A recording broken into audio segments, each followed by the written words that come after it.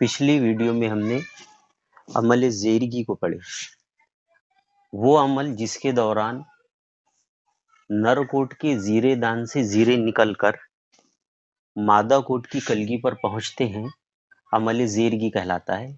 پھر اس کے بعد ہم نے پڑھے کہ زیرگی کی 3 قسمیں ہیں: خود زیرگی، پار زیرگی اور مصنوعی زیرگی۔ اب ہم کو بار آوری کو پڑھنے کے پہلے جنسی تولید کا جو بیسک کانسیپٹ ہے، جو بنیادی تصور ہے، اس پر ایک نظر ڈالنے کی ہے کہ جنسی تولید کی وہ قسم ہے جس میں نر زاجہ اور مادہ زاجہ یہ مل کر جنین بنتا اور جنین سے نیا جاندار یا نیا پودا یہاں پر تیار ہوتا۔ پھر نر زاجے جو ہے وہ نر کوٹ تیار کرتا اور مادہ زاجے مادہ کوٹ تیار کرتا۔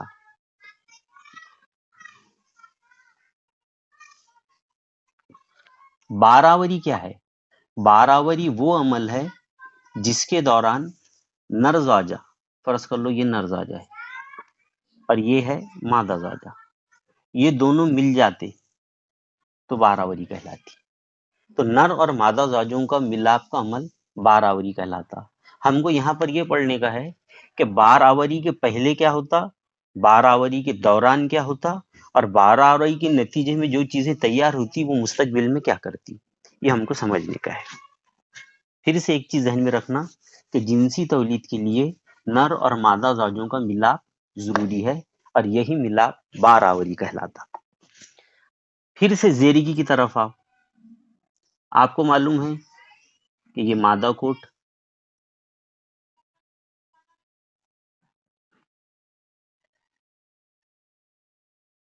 یہ مادہ کوٹ کی کلگی ہے،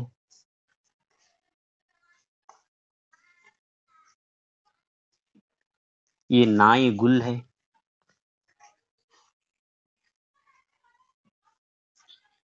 اور یہ ہے بیضدان، نیچے کا گول حصہ یہ کہلاتا بیضدان۔ بیضدان میں بیضے موجود رہتے، ایک بیضدان میں ایک بیضہ بھی ہو سکتا اور ایک سے زیادہ مطلب کئی بیضے بھی ہو سکتے۔ اور بیضدان میں جو بیضے ہے، بیضے کے اندر مادہ زاجہ چھپا ہوا ہے، اس کو ہم بعد میں پڑھیں گے۔ اب جیسے ہی زیرگی ہوتی تو نر کوٹس کے زیرے دان سے زیرہ آتا اور مادہ کوٹ کی کلگی پر پہنچ جاتا۔ یہ زیرہ آیا اور مادہ کوٹ کی کلگی پر پہنچ گیا، مطلب زیرگی کا عمل مکمل ہو گیا۔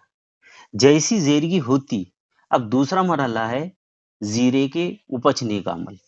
زیرہ جب اپچتا تو آپ لوگوں کو معلوم ہے کہ جیسے جب بیج کو ہم زمین میں بوتے اور جب وہ اپچنا شروع کرتا تو سب سے پہلے ایک کوپل آتی اور دھیرے دھیرے دھیرے دھیرے بڑھتے رہتی اور کوپل سے پھر آگے چل کر تنے کا پورا نظام تیار ہوتا اور ایک پودا تیار ہوتا۔ بالکل اسی طریقے سے جب زیرہ اپچتا تو یہاں سے ایک نلی نکلتی جو زیرہ نلی کہلاتی، یہ ہے زیرہ نلی۔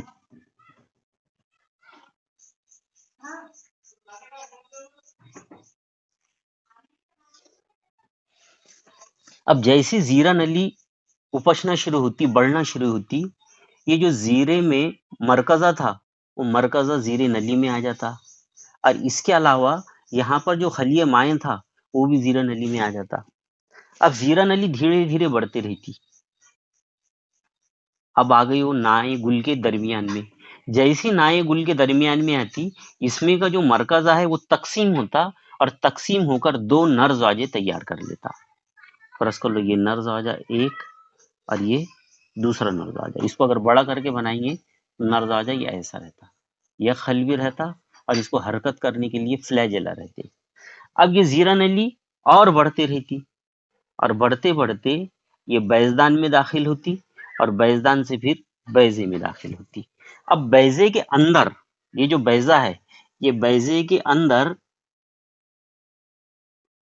اگر فرض کر لو یہ بیضہ ہے تو بیضے کے اندر جنینی تھیلی رہتی۔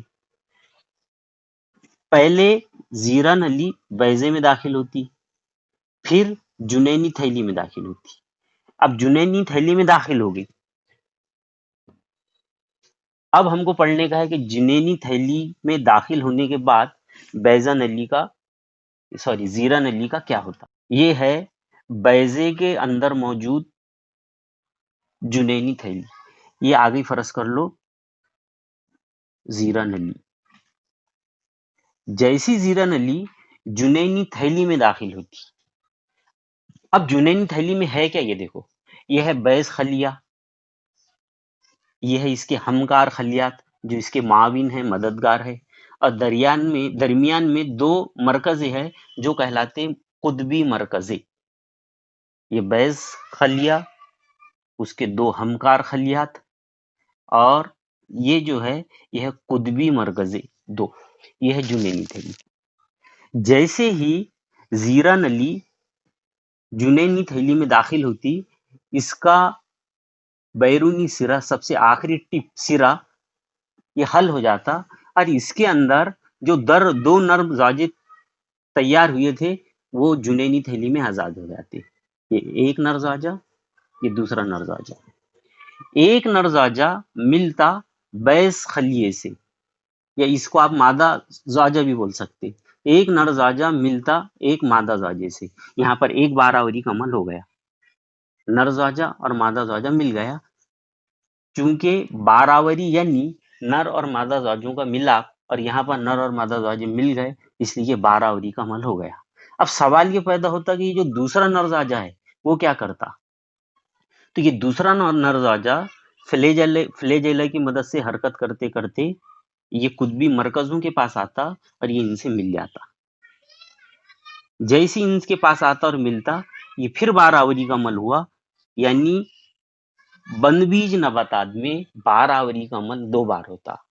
ایک، نر اور مادہ زاوجے ملتے، دوسرے قطبی مرکزوں سے پھر نر زاوجہ ملتا. اب یہ جو پہلا باراوری کا عمل ہوا بیض خلیہ اور نر زاوجے کے درمیان، یہاں پر یہ باراوری کے نتیجے میں جنین تیار ہوتا.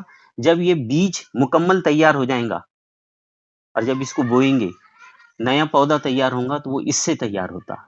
اور یہ جو قطبی مرکزوں سے جو نر زاوجہ ملا، یہاں پر 3N ٹرپلائٹ درون تخم تیار ہوتا. اور یہ درون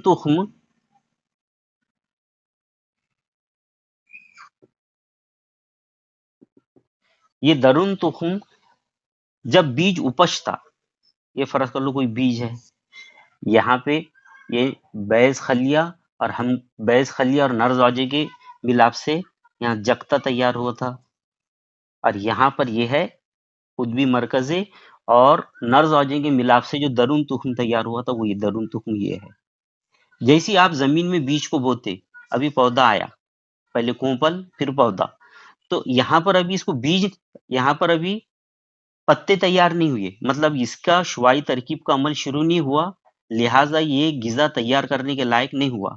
اب اس دوران اس کو غذا کی ضرورت ہے، تو یہ جو درون تخم ہے یہ جب تک اس کو ضرورت ہے، یعنی جب تک یہ پتے تیار نہیں کرتا، تب تک یہ درون تخم کی وجہ سے اس کو غذا مہیا ہوتی رہتی. تو یہ ہے درون تخم. اب یہاں پر ایک چیز اور آپ ذہن میں رکھنا،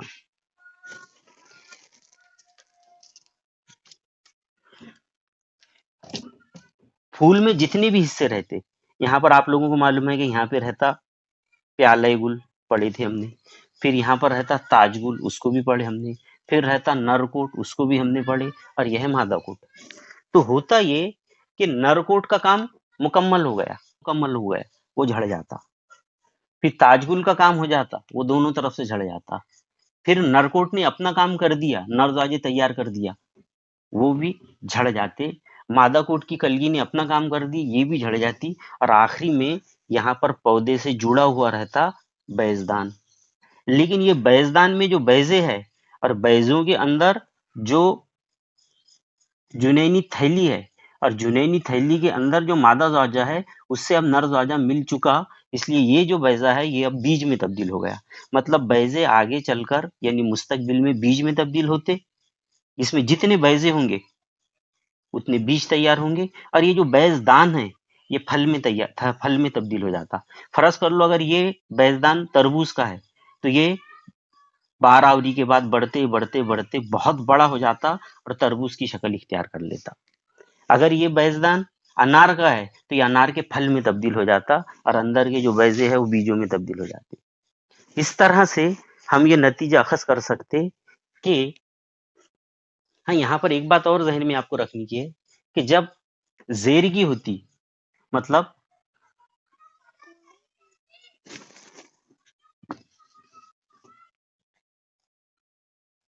نر کوٹ کے زیرے دان سے زیرے نکلتے اور مادہ کوٹ کی کلگی پر پہنچتے تو یہ زیرگی کا عمل مختلف ذریعے سے ہو سکتا.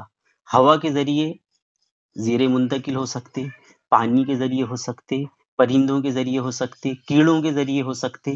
اور یہ کیڑے پرندے وغیرہ کو کشش کرنے کے لیے ہی پھول کا جو تاج گل ہے وہ خوبصورت رہتا، خوشبودار رہتا اور ساتھ ہی ساتھ اس میں کئی پودوں میں ایک میٹھا رس بھی تیار ہوتا تاکہ کیڑے مکوڑے اس کی طرف راغب ہو سکے. تو آپ کو یہ بات ذہن میں رکھنی کی ہے کہ 12 آوری کے نتیجے میں بیضدان میں جو جنینی تھیلی ہے یہاں پر 12 آوری ہوتی، 12 آوری کے بعد میں جو بیضہ ہے وہ بیج میں تبدیل ہوتا اور بیج آگے چل کر نئے پودے میں تبدیل ہوتا.